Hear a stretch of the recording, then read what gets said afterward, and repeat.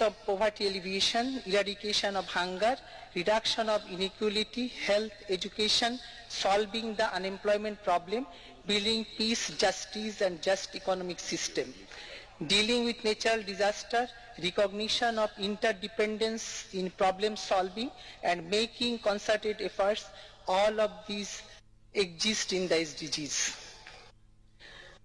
The government under the visionary and dynamic leadership of Honorable Prime Minister Sheikh Hasina is committed to implement the SDGs on time. She was present when SDG was adopted at the 7th General Assembly in 2015 and 10 of our 11 proposals converged with the globally accepted Agenda 2030. The present government's election manifesto, the perspective plan, the 5-year plan, the annual performance agreement and implementation of various development projects and policies have been aligned with the targets of the SDGs. The government is working ceaselessly to build a poverty and hunger-free government, which is the main theme of SDG 1 and SDG 2. The main targets of the Prime Minister's development agenda is the people, and so is the SDGs. We have incorporated the framework provided in the SDGs into our own development agenda. The objective is to fulfill the global commitment by implementing our own plans. With a view to ensuring that no one is left behind, the government has adopted special programs for the homeless and landless, marginalized people and those living in remote areas. The result is evident. With the Honorable Prime Minister's timely and appropriate initiative, the government has been able to move the economy forward by tackling the COVID-19 pandemic by keeping lives and livelihood afloat. We have been able to involve all stakeholders since the inception of the SDGs. The responsibilities of the Ministries Division have already been identified. Accordingly, they are working by formulating an action plan. On an online SDG tracker has been launched. We have finalized the priority list for SDG localization. SDG implementation and coordination committee have been formed at division, district and Upazila level. Training has been given importance in achieving the SDGs. Topics on SDGs have been included in the textbook from 6 to 10 class. My constituency data platform has been prepared for the honorable members of parliament. Now they have the opportunity to observe the progress of various socio-economic indicators based on their constituencies. The various initiatives taken by us in the implementation of SDGs are also being appreciated in the international arena. Bangladesh ranks 109th out of 165 countries in the global ranking. On September 20, 2021, the President of Sustainable Development Solution Network, Dr. Jeffrey Sachs, presented the SDG Progress Award to our Honorable Prime Minister. It was mentioned that Bangladesh has become first to make the best progress between 2015 and 2020. It is a matter of great joy and pride for us. We want to maintain this continuity in the implementation of the SDGs. In the next 3 days, including today at this national conference, various ministries division will present their activities undertaken against the SDG action plan and the progress made against the relevant targets and discuss possible way to address the implementation challenges. The respective divisional commissioners will present activities of their SDG localization. Representatives of the private sector, development partners, NGOs will present their respective positions. We hope through this mechanism it will be possible to formulate the right roadmap for the future course of action. In the presence of the Honorable Prime Minister today, we please that we will be able to build the golden Bangladesh based on the dream of our father of the nation by implementing the government's Vision 2041 through various projects, programs, policies and strategies with the joint efforts of all. In this path of development, we will be able to achieve the SDGs as well, inshallah. From the core of my heart, I would like to thank our Honorable Prime Minister as her presence shows the ownership of the SDGs from head of the government. And it will definitely inspire us to implement her vision.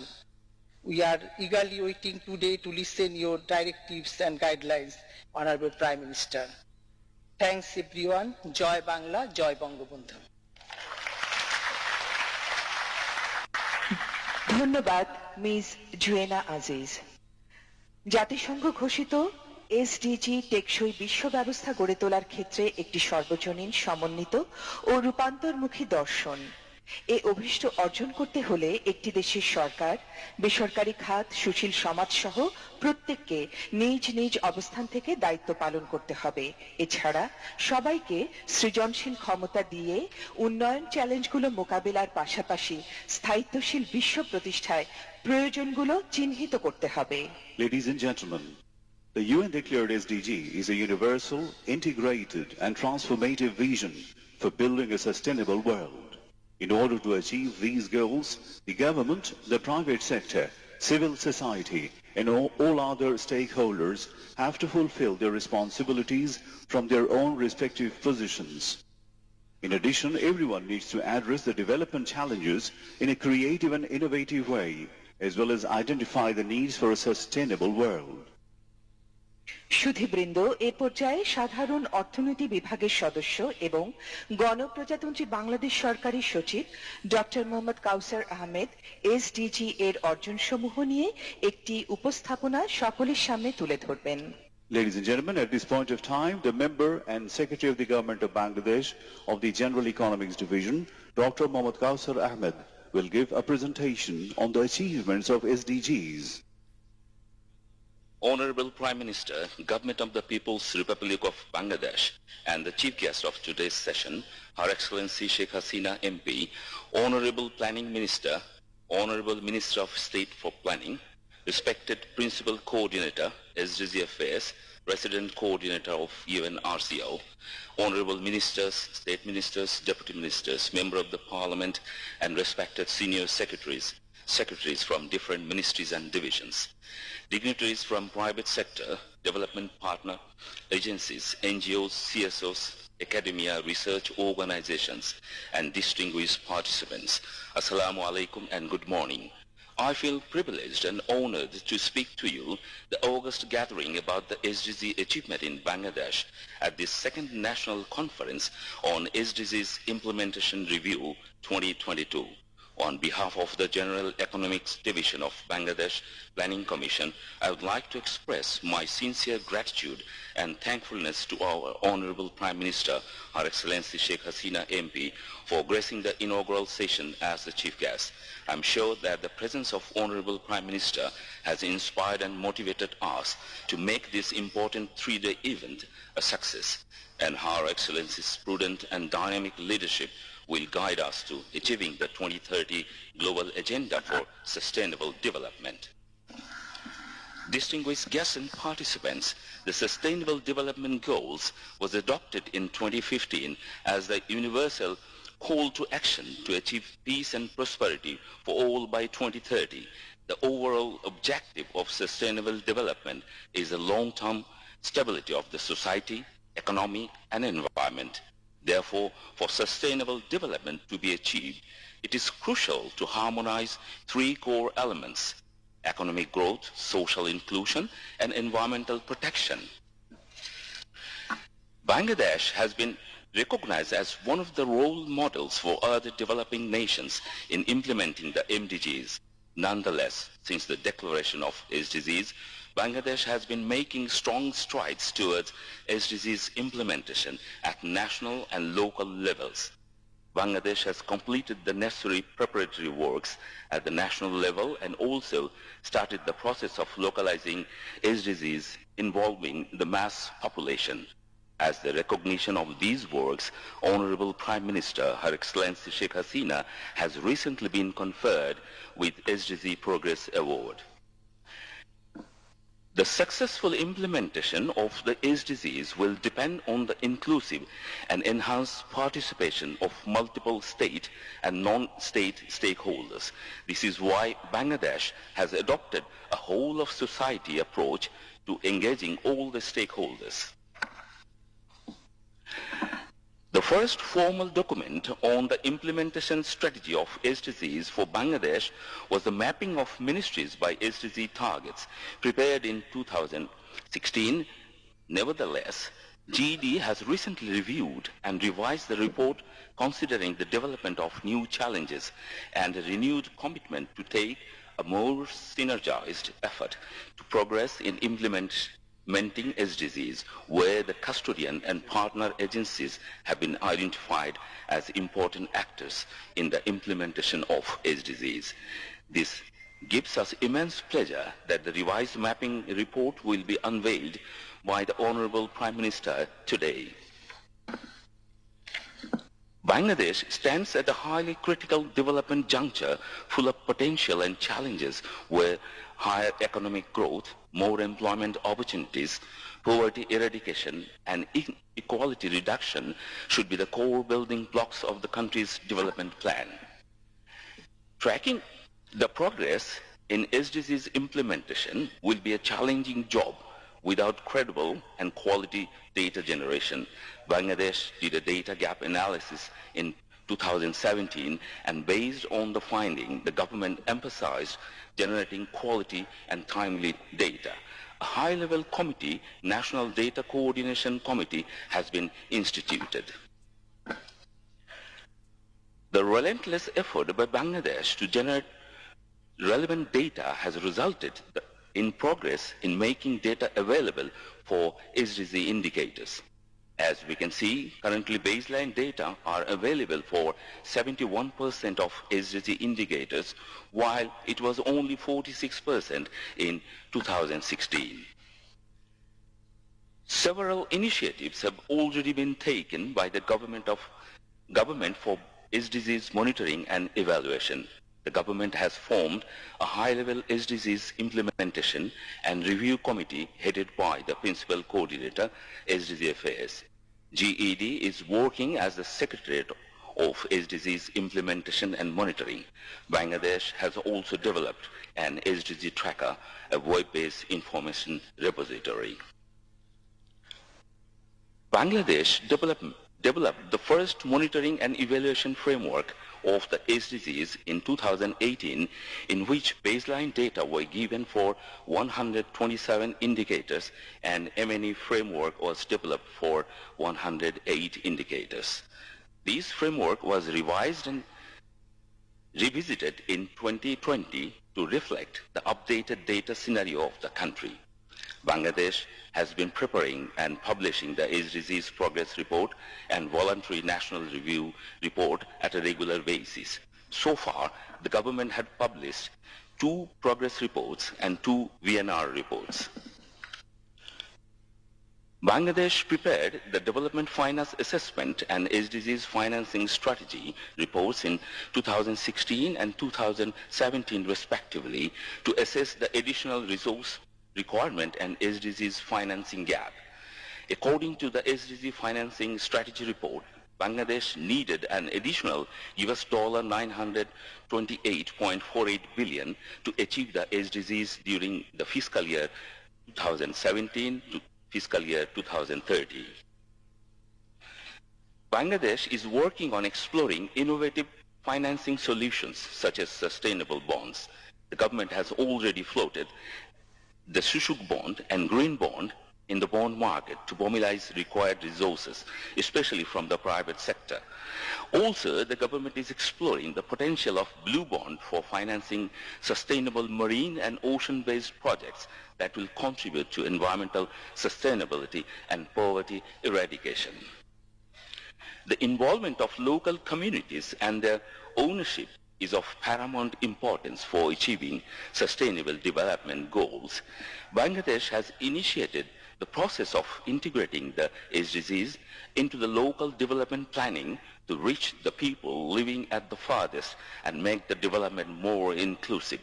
To implement the SDGs at the local level, 39+1 national priority indicators have been identified, where 39 indicators come from 17 SDGs, and the remaining one indicator has been selected by the local administrative unit. Bangladesh has made significant progress in generating data, but more coordinated efforts will be needed in the coming days, especially for SDGs 12, 13, 14, and 15. Meeting up the resource gap for financing SDGs is a great challenge for us. The share of private investment to GDP remains lower despite different policy actions taken in the last few years to attract investment from the private sector, which also remains as a great challenge. The COVID-19 pandemic has posed enormous pressure on the quest of achieving SDGs. Bangladesh has handled this global crisis with great efficiency, particularly the vaccination campaign and introducing the fiscal stimulus package have been a huge success. However, there is a fear that the effect of COVID-19 may prolong, and therefore timely interventions will be required to assess the current situation and find the right pathway to attain sustainable development. This decade is also called the Decade of Action. Bangladesh will continue to work on meeting the twin objectives of achieving SDGs and national development aspirations. In this important journey, strengthening the means of implementation and revitalizing the global partnership with the critical in the exchange of knowledge, capacity building, and financing of the SDGs. Nonetheless, we are confident that Bangladesh will unearth the new ways of thinking, the development strategies in the coming days, and overcome all the world's biggest challenges. Before conclusion, I would like to mention here that Bangladesh has already made significant progress in implementing SDGs and received international recognition in this respect. We will further strengthen our efforts to achieve more and more in terms of SDG realization, as we did in case of MDG's achievement in the past. I hope that this auspicious occasion will inspire us to exert more efforts for successful implementation of SDGs. With this note, I would like to stop here. I once again express our thankfulness to our Honorable Prime Minister for her gracious presence as chief guest of the inaugural session of this important event. I thank you all for your kind presence and patience hearing. Joy Bangla.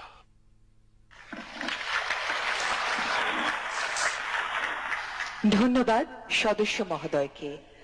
সুধীমণ্ডলী, অনুষ্ঠানের এ পর্যায়ে SDG সংক্রান্ত একটি তথ্যচিত্র প্রদর্শিত হবে। Ladies and gentlemen, now a documentary on SDGs will be screened.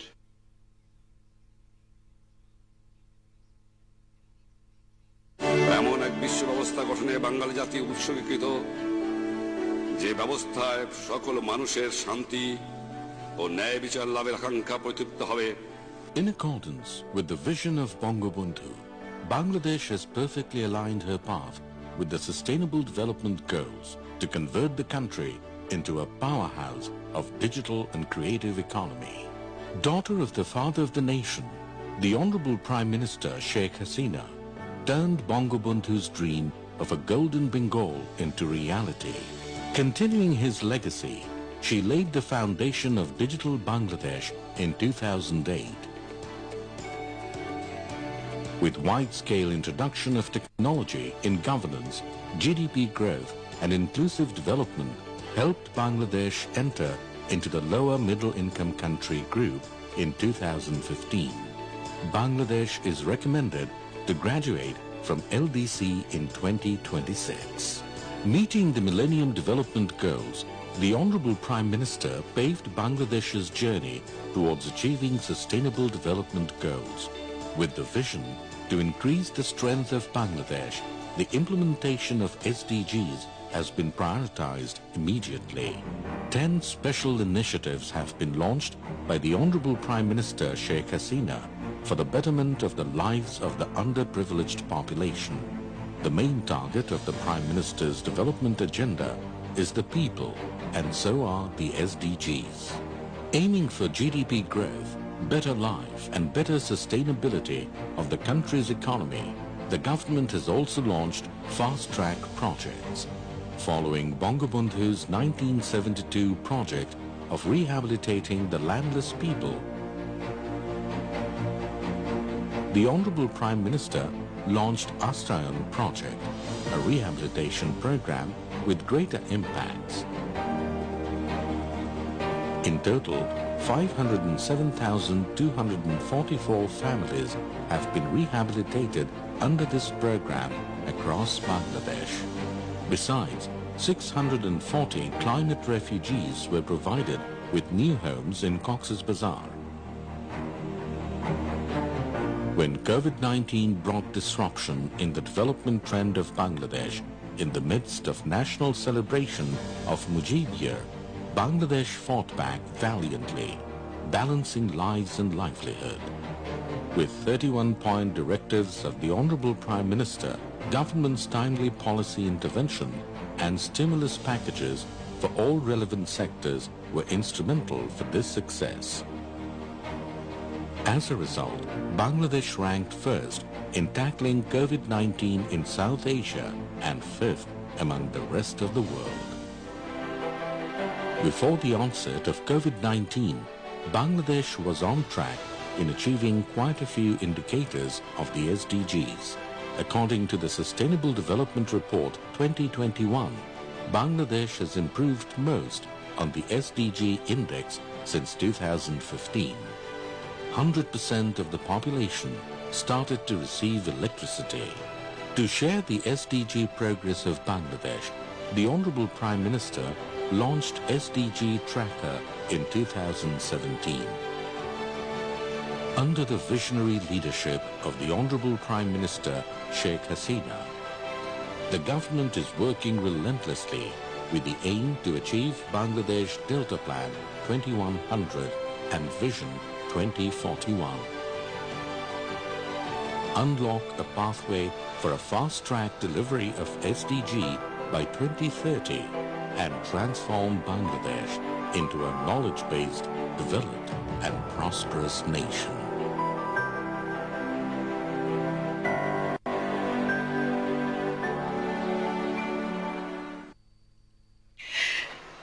টেকসই উন্নয়নের জন্য গৃহীত 2030 এজেন্ডার উদ্বোধনী অনুষ্ঠানে বিশ্ব নেতারা প্রতিজ্ঞা করেছিলেন এই অগ্রযাত্রায় কেউ পেছনে পড়ে থাকবে না, যে সবার পেছনে রয়েছে তার কাছে সবার আগে পৌঁছাতে থাকবে আন্তরিক প্রচেষ্টা। At the inaugural ceremony of the 2030 Agenda for Sustainable Development, world leaders pledged that no one would be left behind in the progress. Efforts will be there to reach the farthest behind first. সম্মানিত সুধী, অনুষ্ঠানের এই পর্যায়ে রয়েছে জাতিসংঘের আবাসিক সমন্বয়কের বক্তব্য রাখবেন জাতিসংঘের ভারপ্রাপ্ত আবাসিক সমন্বয়কারী তুমো পটিয়াইনেন। Respected guests, now it's time for delivering speech from the UN Resident Coordinator. I request Mr. Tumo Potiainen, UN Resident Coordinator in charge in Bangladesh, to kindly deliver his speech. Honorable Prime Minister, Her Excellency Sheikh Hasina, Honorable Minister and State Minister of Planning, Excellencies, respected Principal SDG Coordinator, Member of the General Economics Division, other secretaries of different ministries of the government of Bangladesh, and distinguished representatives from the government, development partners, private sector, and civil society organizations. A very good morning to you all. Let me start off by thanking the government of Bangladesh in organizing the second national conference on SDG implementation review this year, when the country has shown remarkable resilience and the government very ably managed the COVID-19 pandemic. When the COVID-19 pandemic struck, and while governments and their development partners globally focused on COVID-19 response, the member states and the UN Sustainable Development Group, under the leadership of the Deputy Secretary General Amina Mohammed, decided not to postpone the 2030 deadline for the achievement of the Sustainable Development Goals. This was significant because it refused to compromise on the urgency of achieving the SDGs. The pandemic also showed the vital importance of the SDGs because countries which had more equitable health and social protection systems in place and those where livelihoods were more resilient managed the pandemic better with relatively few loss of lives. The 2030 Agenda is a plan for people, planet and prosperity. 7 years have passed from 2015 when all member states agreed to achieve the 17 Sustainable Development Goals and the associated 169 targets by 2030. If we look back at the original plan, we all agreed to take transformative steps to shift the world onto a sustainable and resilient path by fostering peaceful and inclusive societies through revitalized global partnerships. Bangladesh has an inspiring development story. The country has shown remarkable progress in most macroeconomic indicators, achieved wonderful success in reducing extreme poverty, and made impressive strides in human development, particularly increased life expectancy, reduced maternal and child mortality, increased years of schooling, and improved basic services. The economy has gone through significant structural changes in the last 4 decades, and Bangladesh has become one of the fastest growing economies of Asia, taking significant steps towards digital transformation and, most importantly, qualified to graduate out of the LDC category by 2026. Bangladesh's journey towards SDGs is also a noteworthy one. The country has made good progress in some of the SDGs and has taken important steps towards achieving others. The country's leadership has been showing highest commitment to achieve SDGs and set up a premier institutional mechanism like the SDG Implementation and Review Committee for enhanced SDG indicators and targets. We congratulate Honourable Prime Minister Sheikh Hasina for receiving the SDG Progress Award in 2021 for Bangladesh's steady course in responding to the universal call to action to end poverty, protect the planet and ensure peace and prosperity for all. Despite all these achievements, challenges remain. As in other countries, the COVID-19 pandemic has stalled and may have reversed some of the progress made in the last 6 years. Income and wealth inequality may have increased. Women have borne a double brunt of pandemic with losses in livelihoods, an increased burden of unpaid care work, and increased gender-based violence. The digital device worsened educational inequalities and the negative impacts of the long school closure on the lives of millions of children will play out over the coming years. Existing challenges remain beyond those new challenges posed by COVID. These are areas where the government has committed to invest efforts as articulated in the 8th five-year plan. The diversification of export goods and markets, domestic resource mobilization, climate vulnerability, investment climate and financing, data caps for SDGs, efficiency of national institutions, financial and banking sector reforms, and greater enabling environment for development. Bangladesh has a long history of overcoming crises, such as national disasters and now the COVID-19. The developmental partners, together with the private sector and the civil society, are committed and will continue to collaborate with the government of Bangladesh to overcome these challenges and facilitate the technical assistance and innovative practices for the country to achieve the SDGs and other key development milestones. Finally, On behalf of the developmental partners and the UN system, I wish you a successful conference. Thank you. Thank you all. Thank you so much, Mr. Tuomo Portiainen. সুধীমণ্ডলী এ পর্যায়ে বক্তব্য রাখবেন অনুষ্ঠানের বিশেষ অতিথি গণপ্রজাতন্ত্রী বাংলাদেশ সরকারের পরিকল্পনা মন্ত্রণালয়ের মাননীয় প্রতিমন্ত্রী ও আজকের অনুষ্ঠানের বিশেষ অতিথি doctor Shamsul Alam. Ladies and gentlemen, now Dr. Shamsul Alam, Honorable Minister of State, Minister of Planning, and a special guest of the program, will deliver his speech.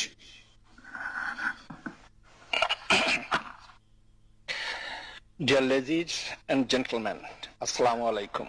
Shubho Shakal. Honorable Prime Minister Sheikh Hasina, Mr. M. A. Mannan MP, Minister of Planning, respected Chief Coordinator SDG Affairs, Member GED, Planning Commission, Resident Coordinator UNDP, Dhaka, and other development partners attending. I shall state a few comments regarding SDG implementation and its way forward in this National Conference on SDG Implementation Review 2022. Bangladesh witnessed a rapid rise in the economy through planned economic development over the last decade and so. In the process of planning, the philosophy underlying the development in the early period of independence has been resurrected. In the last decade, perhaps no other developing country or least developed country received such limelight that Bangladesh attracted in terms of development successes. The economic progress has been accompanied by the steady decline in the rate of poverty, which World Bank in their country poverty assessment highlighted as the inspiring story. During the last 1 decade and a half, approximately 2 million people came out of poverty. Many factors contributed to the reduction, which is allowed for human development, capital formation, lower fertility rate, increase in life expectancy, and rapid increase in literacy.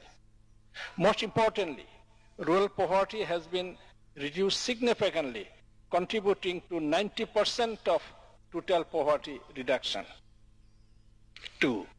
The last decade has been unforgettable for Bangladesh and awarded with a number of international accolades and praises.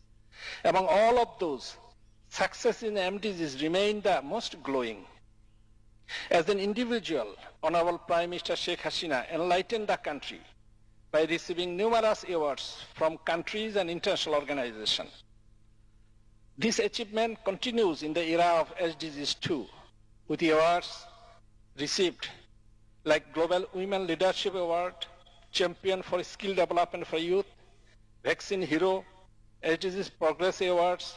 These awards will keep motivating us for implementing SDGs effectively. 3.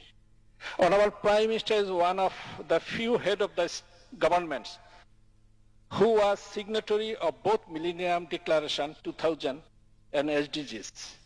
She iterates the phrase that Bangladesh has done well in MDGs and so will do in SDGs as well.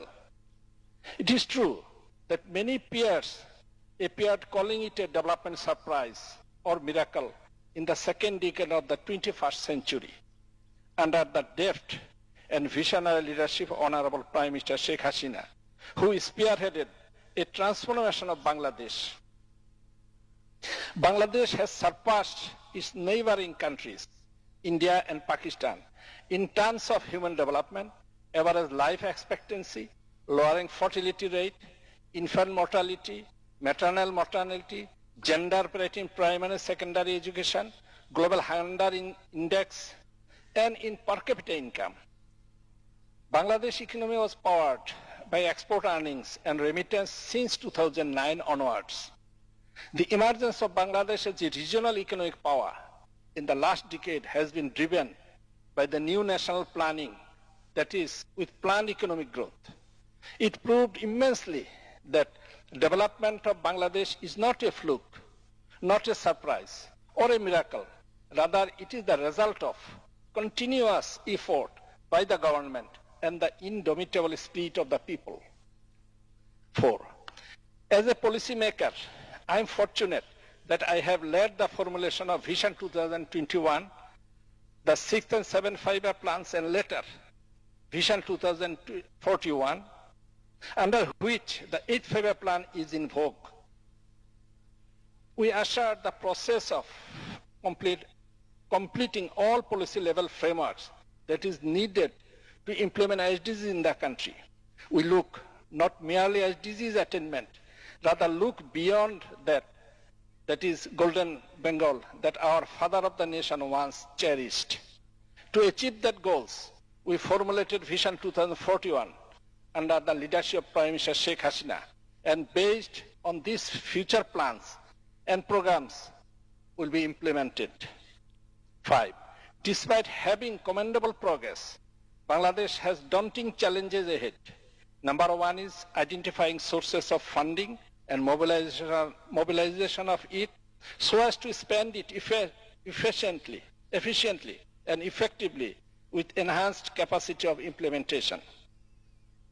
Secondly, strengthening the partnership with development partners will be critical along with NGOs to accelerate the localization of SDGs.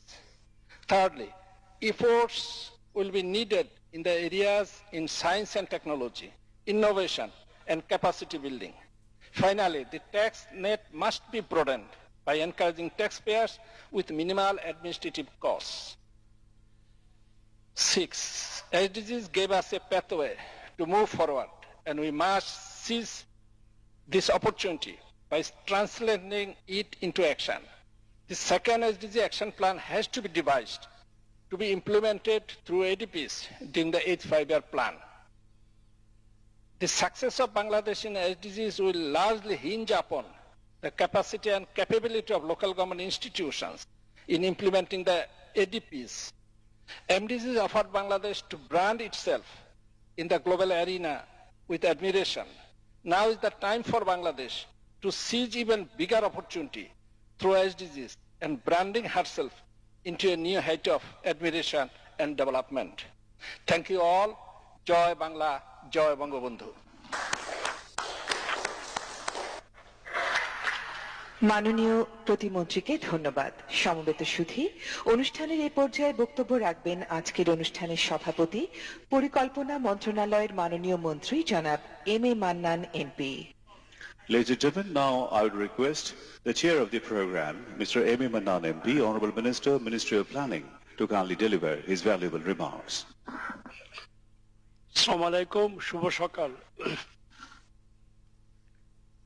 টেকসই উন্নয়ন অভিষ্ট SDG বাস্তবায়ন পর্যালোচনার দ্বিতীয় জাতীয় সম্মেলনের এই অনুষ্ঠানের মাননীয় প্রধান অতিথি, মাননীয় প্রধানমন্ত্রী জননেত্রী শেখ হাসিনা এমপি, বিশেষ অতিথি পরিকল্পনা মন্ত্রণালয়ের মাননীয় প্রতিমন্ত্রী ডক্টর শামসুল আলম, উপস্থিত সম্মানিত মন্ত্রী প্রতিমন্ত্রীবৃন্দ, মাননীয় সাংসদবৃন্দ, এসডিজি বিষয়ক মুখ্য সমন্বয়ক, বিভিন্ন মন্ত্রণালয় তথা বিভাগের সম্মানিত সচিবগণ ও কর্মকর্তাবৃন্দ। Let me also welcome and thank the UN resident rep in Dhaka, Mr. Tumo Potianin, for his kind presence. Also let me recognize the presence of various representatives from UN and other missions in Dhaka and thank them for their abiding and sustained interest in our development. সভা শুরুতেই, আমার বক্তব্য শুরুতেই আমি গভীর শ্রদ্ধার সঙ্গে স্মরণ করছি বাঙালির একমাত্র জাতি রাষ্ট্রের প্রতিষ্ঠাতা পিতা, সর্বকালের সর্বশ্রেষ্ঠ বাঙালি জাতীয় জনক বঙ্গবন্ধু শেখ মুজিবুর রহমানকে। স্মরণ করছি তার সঙ্গে লড়াকু অজিত বীর বাঙালিকে এবং বিশেষ করে আমাদের চার জাতীয় নেতাকে। তাদের মহান ত্যাগের ফসল আজকের আমাদের এই প্রাণপ্রিয় বাংলাদেশ। সম্মানিত সুধীবৃন্দ, সহস্রাব্দ উন্নয়ন লক্ষ্য তথা এমডিজি, মিলেনিয়াম ডেভেলপমেন্ট গোল বাস্তবায়নের অসামান্য সাফল্যে উদ্দীপ্ত হয়ে বাংলাদেশ এসডিজি প্রণয়নের শুরু থেকেই এর বাস্তবায়নে সক্রিয় ভূমিকা রেখে আসছে। মাননীয় প্রধানমন্ত্রীর দূরদর্শী দিক নির্দেশনামূলক বলিষ্ঠ নেতৃত্বের মাধ্যমে মন্ত্রণালয় তথা বিভাগসমূহ, বেসরকারি সংস্থাসমূহ, সুশীল সমাজ, তৃণমূল জনগোষ্ঠী সকলকে সাথে নিয়ে হোল সোসাইটি অ্যাপ্রোচের মাধ্যমে এসডিজি লক্ষ্যমাত্রা অর্জনে বাংলাদেশ সুপরিকল্পিতভাবে এগিয়ে চলছে। সমন্বিত রূপান্তরধর্মী ও আন্তঃপ্রজন্মীয় উন্নয়ন অ্যাপ্রোচের উপর ভিত্তি করে নির্ধারিত লক্ষ্যমাত্রা সমূহ বাস্তবায়ন করা অত্যন্ত দুরূহ কাজ। এই বিষয়টি অনুধাবন করে বাংলাদেশ প্রথম থেকেই সুপরিকল্পিতভাবে এসডিজি বাস্তবায়ন কর্মসূচি গ্রহণ করে আসছে।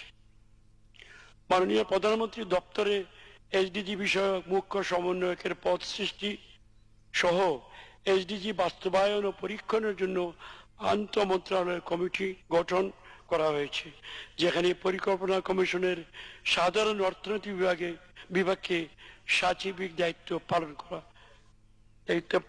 দেওয়া হয়েছে।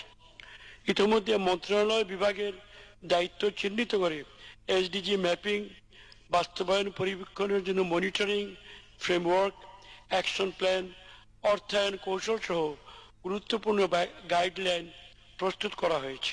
এছাড়াও নিয়মিতভাবে এসডিজি অগ্রগতি প্রতিবেদন প্রণয়ন করা হচ্ছে।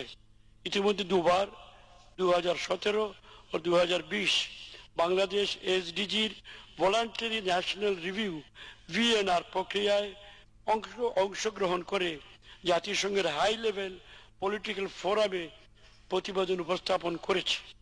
কাউকে পেছনে ফেলে নয়, সকলকে নিয়ে উন্নয়ন এসডিজির এই মূল প্রতিশ্রুতিকে আরো সফলতার সাথে বাস্তবায়নের জন্য এসডিজির স্থানীয়করণের উদ্যোগ গ্রহণ করা হয়েছে। পঞ্চবার্ষিক ও দীর্ঘমেয়াদী জাতীয় পরিকল্পনায় এসডিজি সমূহকে যথাযথভাবে সন্নিবেশিত করা হয়েছে। সম্মানিত উপস্থিতি, এসডিজি বাস্তবায়নে আমরা প্রায় 7 বছর অর্থাৎ নির্ধারিত সময়ের অর্ধেক সময় ইতিমধ্যে অতিক্রম করেছি।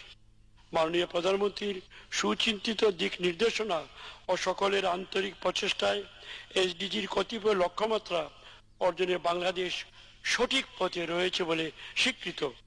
দারিদ্র হার হ্রাস, 5 বছরের নিম্নে শিশু মৃত্যু হার, মাতৃ মৃত্যু হার, বার্ষিক গড় মাথাপিছু প্রবৃদ্ধি, শিক্ষা ও জেন্ডার অসমতা দূরীকরণ ইত্যাদি ক্ষেত্রে বাংলাদেশের অর্জন প্রশংসা পেয়েছে।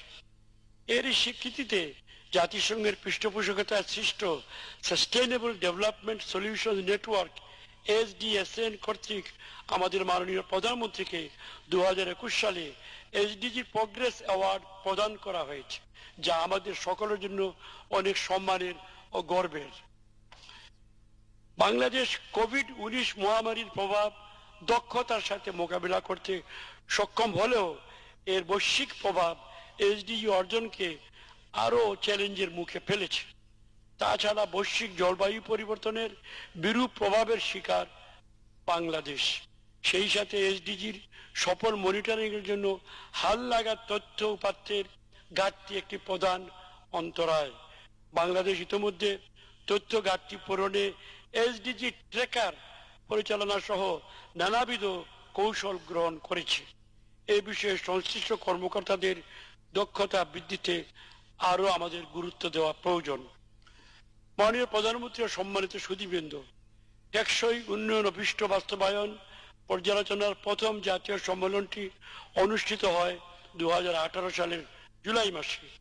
উক্ত সম্মেলনে আমরা এসডিজি বাস্তবায়নকে বেগবান করার জন্য অনেক গুরুত্বপূর্ণ দিক নির্দেশনা পেয়েছিলাম। ইতিমধ্যে প্রায় 4 বছর অতিক্রান্ত হয়েছে। 3 দিন ব্যাপী এই দ্বিতীয় জাতীয় সম্মেলনের উপস্থাপনা ও আলোচনায় মন্ত্রণালয় বিভাগ সমূহ, বেসরকারি সংস্থা, সুশীল সমাজ ও স্থানীয় পর্যায়ে এসডিজি বাস্তবায়নের যে অগ্রগতি হয়েছে সে সম্পর্কে আরো জানা যাবে। এখান থেকে বাস্তবায়নের চ্যালেঞ্জ সমূহ চিহ্নিত করার পাশাপাশি উত্তম চর্চা সম্পর্কেও অবহিত হওয়া যাবে, যা আমাদের জন্য অনুকরণীয় ও শিক্ষণীয় হতে পারে। ইনশাআল্লাহ সকলের সক্রিয় অংশগ্রহণে আমরা মাননীয় প্রধানমন্ত্রীর বলিষ্ঠ নেতৃত্বে 2041 সালের মধ্যে বাংলাদেশকে একটি অন্তর্ভুক্তিমূলক, পরিবেশ বান্ধব এবং টেকসইভাবে উন্নত দেশে পরিণত করতে সক্ষম হব। এসডিজি অর্জনে বাংলাদেশ হবে বিশ্ব দরবারে অনন্য উদাহরণ। অচিরেই এই দেশ হবে জাতির পিতা বঙ্গবন্ধু শেখ মুজিবুর রহমানের স্বপ্নের সোনার বাংলা। সকলকে ধন্যবাদ। মাননীয় প্রধানমন্ত্রী, আপনাকে নিরন্তর শ্রদ্ধা ও উষ্ণ অভিবাদন। জয় বাংলা, জয় বঙ্গবন্ধু। মাননীয় মন্ত্রীকে ধন্যবাদ। প্রিয় সুধী, অনুষ্ঠানের এই পর্যায়ে মাননীয় প্রধানমন্ত্রী তার মূল্যবান ভাষণ প্রদান ও টেকসই উন্নয়ন অভিষ্ট এসডিজি এর বাস্তবায়ন পর্যালোচনা বিষয়ক দ্বিতীয় জাতীয় সম্মেলন 2022-এর শুভ উদ্বোধন ঘোষণা করবেন। Ladies and gentlemen, I would humbly request now the Honorable Prime Minister Sheikh Hasina to kindly deliver her speech and announce the opening of the Second National Conference on SDGs Implementation Review 2022. Ladies and gentlemen, the Honorable Prime Minister. ধন্যবাদ। বিসমিল্লাহির রহমানির রহিম। মাননীয় মন্ত্রী, প্রতিমন্ত্রীবৃন্দ, সচিববৃন্দ, দপ্তর সংস্থা প্রধানগণ, উন্নয়ন সহযোগী সংস্থা ও এনজিও প্রতিনিধি, সমাজের বিভিন্ন স্তরের প্রতিনিধিত্বকারী ব্যক্তিবর্গ, সাংবাদিকবৃন্দ এবং সকল স্তরের কর্মচারীবৃন্দ এবং আমার সকল সহকর্মীবৃন্দ, আসসালামু আলাইকুম। টেকসই উন্নয়ন অভিষ্ট এসডিজি এর বাস্তবায়ন পর্যালোচনার জন্য দ্বিতীয় জাতীয় সম্মেলন এই উদ্বোধন অনুষ্ঠানে উপস্থিত সকলকে আমার আন্তরিক শুভেচ্ছা জানাচ্ছি। আমরা স্বাধীন দেশের নাগরিক, স্বাধীন জাতি হিসেবে আমরা আমাদের আত্মপরিচয় পেয়েছি, একটি রাষ্ট্র পেয়েছি, মর্যাদা পেয়েছি, যার নেতৃত্বে এই জাতি রাষ্ট্র প্রতিষ্ঠিত হয়েছে। তিনি তার সমস্ত জীবনটা উৎসর্গ করেছিলেন এই বাঙালি জাতির ভাগ্য পরিবর্তনের জন্য। আমাদের সেই মহান নেতা, সর্বকালের সর্বশ্রেষ্ঠ বাঙালি জাতির পিতা বঙ্গবন্ধু শেখ মুজিবুর রহমানের প্রতি আমি শ্রদ্ধা নিবেদন করছি। আমি শ্রদ্ধা নিবেদন করি 30 লক্ষ শহীদের প্রতি, 2 লক্ষ মা বোনের প্রতি, জাতীয় 4 নেতার প্রতি, মুক্তিযোদ্ধাদের জানাই সশ্রদ্ধ সালাম। আমি গভীর বেদনার সাথে স্মরণ করি ঘাতকের নির্মম বুলেটের আঘাতে আমার যে আপনজনদের আমি হারিয়েছি 15 আগস্ট। আমার পিতা, তৎকালীন রাষ্ট্রপতি, জাতির পিতা বঙ্গবন্ধু শেখ মুজিবকে হত্যার সাথে সাথে আমার মা বেগম ফজিলাতুন্নেসা মুজিবকে নির্মমভাবে গুলি করে হত্যা করে। আমার ছোট 3 ভাই মুক্তিযোদ্ধা ক্যাপ্টেন শেখ কামাল এবং তার নবপরিণীত বধূ সুলতানা কামাল, আমার আরেক ভাই মুক্তিযোদ্ধা লেফটেন্যান্ট শেখ জামাল এবং তার নবপরিণীত বধূ পারভিন জামাল রোজি, এবং আমার 10 বছরের ছোট্ট ভাইটি শেখ রাসেলকেও নির্মমভাবে হত্যা করে। আমার একমাত্র চাচা শেখ আবু নাসের সহ আমাদের পরিবারের অন্যান্য সদস্য 3টি বাড়ি আক্রমণ করে সেই সদস্যদের নির্মমভাবে হত্যা করা হয়। আমার বাবার মিলিটারি সেক্রেটারি ব্রিগেডিয়ার জামিলকে হত্যা করে, কর্তব্যরত পুলিশ অফিসার হাসিবুর রহমানকে হত্যা করে। এইভাবে হত্যাকাণ্ডেতে যারা জীবন দিয়েছেন আমি তাদেরকে আজকের দিনে স্মরণ করছি। আমি, আমার ছোট বোন রেহানা, আমরা তখন দেশের বাইরে ছিলাম। সে কারণে হয়তো মৃত্যুর হাত থেকে আমরা বেঁচে গিয়েছিলাম, কিন্তু আমাদেরকে থাকতে হয়েছিল রিফিউজি হিসেবে বিদেশে। 6টি বছর আমরা বিদেশের মাটিতেই ছিলাম। 81 সালে আমার দল বাংলাদেশ আওয়ামী লীগ আমার বাবার হাতে গড়া যখন আমাকে আমার অনুপস্থিতিতে দলের সভানেত্রী নির্বাচিত করে, তো সেই সময় অনেক বাধা, তখন মিলিটারি ডিক্টেটর ক্ষমতায়, আমাদেরকে কিছুতেই দেশে আসতে দেবে না। আমি অনেক সংগ্রাম করে আমি দেশে ফিরে আসি জনগণের সমর্থন নিয়ে। আর তখন থেকে আমাদের একটা লক্ষ্যই ছিল যে এই বাংলাদেশকে ঠিক যেভাবে জাতির পিতা বঙ্গবন্ধু শেখ মুজিব গড়ে তুলতে চেয়েছিলেন, দুঃখী মানুষের মুখে হাসি ফোটাতে চেয়েছিলেন, মানুষের মৌলিক অধিকার পূরণ করতে চেয়েছিলেন, সেটাই হবে আমার মূল লক্ষ্য। সে সময় গণতন্ত্র ছিল না, মিলিটারি ডিক্টেটররা দেশ চালাতো, অবৈধভাবে ক্ষমতা দখল করতো, একটার পর একটা কু হতো। 19-20টা কু হয়েছে বাংলাদেশে। জনগণ অবহেলিত, হয়তো মুষ্টিমেয় কিছু তোষামোদী খোসামোদী চাটুকারের দল ক্ষমতার বলয় থেকে হয়তো তাদের ভাগ্য গড়েছে, কিন্তু বৃহৎ জনগোষ্ঠী সম্পূর্ণ অবহেলিত থেকেছে। আর এই অবহেলিত জনগণের ভাগ্য পরিবর্তনই ছিল আমার মূল লক্ষ্য। আমার যাত্রা এত সহজ ছিল না, প্রতি পদে পদে বাধা এখনো আছে, তবে আমি সেগুলি নিয়ে চিন্তা করি না। আমার একটাই লক্ষ্য যে বাংলাদেশের যে সংবিধান স্বাধীনতার পর মাত্র 9 মাসের মধ্যে জাতির পিতা উপহার দিয়েছিলেন, সেই সংবিধানে বর্ণিত মৌলিক অধিকারগুলি একে একে বাস্তবায়ন করা এবং বাংলাদেশের মানুষের ভাগ্য পরিবর্তন করে বাংলাদেশকে বিশ্ব দরবারে মর্যাদার আসনে অধিষ্ঠিত করা, এটাই ছিল আমার মূল লক্ষ্য। কারণ 1971 সালে মহান মুক্তিযুদ্ধে বিজয়ের পর আমরা যে সম্মান পেয়েছিলাম, যে সম্মান আমরা হারিয়েছিলাম 1975 সালে 15ই আগস্ট জাতির পিতাকে হত্যার মধ্য দিয়ে, সেই সম্মানকে আবার ফিরিয়ে আনা এবং বাংলাদেশকে এগিয়ে নিয়ে যাওয়া। আমরা 21 বছর পর সরকার গঠন করি। দল হিসেবে আমাদের নিজেদের দলের অর্থনৈতিক পরিকল্পনা কি হবে, বাংলাদেশের মানুষের জন্য আমরা কি করব, সেগুলো আমাদের সবসময় প্রস্তুত ছিল।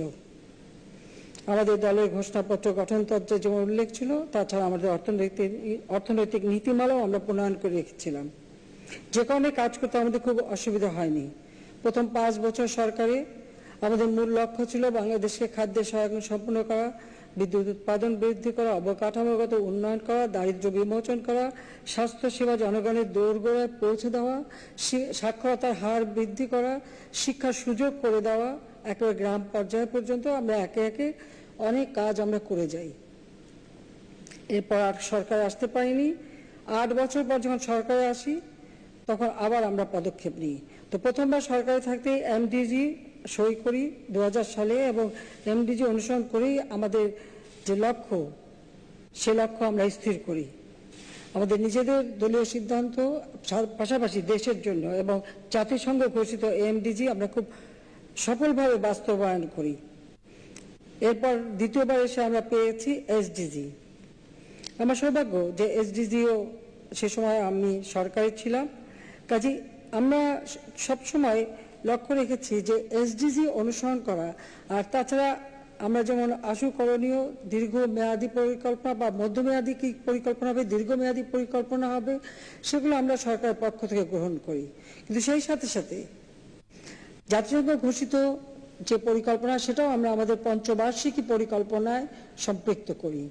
আর বিশেষ করে আমরা আমাদের জাতীয় লক্ষ্যমাত্রা নির্ধারণের পাশাপাশি আন্তর্জাতিক লক্ষ্যমাত্রা অর্জনে যথেষ্ট সচেষ্ট হই, এবং এর ভিতরে যেগুলি আমাদের দেশের জন্য প্রয়োজনীয়, দেশের জন্য গুরুত্বপূর্ণ, সেগুলিকে আমরা গুরুত্ব দিয়ে আমাদের পঞ্চবার্ষিকী পরিকল্পনায় সেগুলি আমরা নিয়ে আসি। আজকে সহস্রাব্দ উন্নয়ন লক্ষ্যমাত্রা এমডিজি বাস্তবায়নের যে সাফল্য অর্জন করে আন্তর্জাতিকভাবে বাংলাদেশ ভাবমূর্তি উজ্জ্বল করেছে, আমরা বিশ্বাস করি যে জাতিসংঘ ঘোষিত এসডিজি অর্থাৎ এজেন্ডা 2030 যথা টেকসই উন্নয়ন অভিষ্ট এসডিজি বাস্তবায়ন আমরা করতে সক্ষম হব, এবং সেই লক্ষ্য নিয়ে আমরা এগিয়ে যাচ্ছিলাম। তবে মাঝখানে করোনা ভাইরাস এবং সেই সাথে বর্তমান ইউক্রেন রাশিয়ার যুদ্ধ, এটা শুধু বাংলাদেশ না, সারা বিশ্বকেই অনেকটা স্থবির করে দিয়েছে। তারপরেও আমাদের প্রচেষ্টা থাকবে। সুধীমণ্ডলী, এসডিজি একটি বৈশ্বিক উন্নয়ন ধারণা হলেও বাংলাদেশের উন্নয়নের পথ পরিক্রমার সঙ্গে এটি ওতপ্রোতভাবে জড়িত আছে। এসডিজি প্রণয়নের প্রক্রিয়া শুরু থেকেই বাংলাদেশ অত্যন্ত গুরুত্বপূর্ণ ভূমিকা পালন করেছিল এবং আমাদের দেশের সংশ্লিষ্ট সকল অংশীদারের মতামত নিয়ে 2013 সালে আমরা জাতিসংঘের নিকট মোট 11টি অভিষ্টের প্রস্তাব করেছিলাম। এর মধ্যে 10টি অভিষ্টই জাতিসংঘ হুবহু অনুসরণ করেছে, আর বাকিগুলি ক্ষেত্র বিশেষে কিছু কিছু জায়গায় সেটা গ্রহণ করা হয়েছে। বলতে গেলে প্রতিটি ক্ষেত্রে কিন্তু বাংলাদেশের কিছু কিছু অর্জন রয়েছে এবং কিছু কিছু অবদান রয়েছে।